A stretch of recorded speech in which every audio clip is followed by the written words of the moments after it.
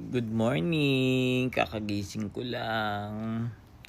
Puyat ako dyan sa survey niyan nila Malutikya. Saka ng mga bayarang survey, kineme.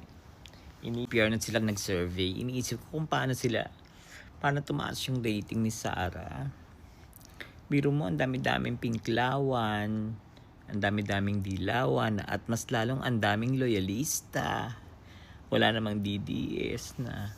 Saan yung nakakuha yung survey na yan? Pero iniisip ko talaga yan. Pinapuyatan ko talaga yan.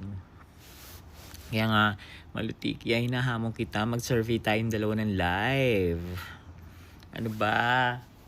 Hindi yung puro kasinungalingan yung mga pinaggagawa yung mga hindot kayo. Puyat ako talaga. Malu, deal? Survey tayo yung Publicus Lechon Publicus Lechon restaurant ba yung tawag dun. Nahamon kita, tayong dalawa. Survey tayo live. Kung kanino mataas ang rating. Pebbles Talakera Survey Company versus Publicus Lechon Survey Company. Publicus ba yung Publicus Lechon? Bahala ka dyan. Kung magsi-survey kayo, paki-live nga ng mga survey nyo. Wala nang DDS, meron pa palang nagtatras.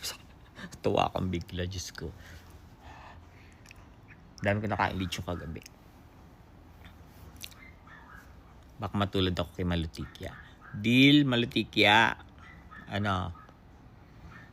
Chururut, sok. Kanang binayad sa inyo. Bayad na naman. Ang daming pera ng no?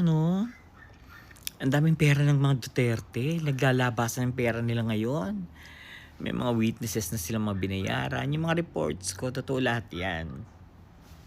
Kakasabi nga pala ni Sarah, sabi nga pala ni Caramel Madriaga, dahil nagpasend ako ng message, bumati ako ng Christmas and New Year.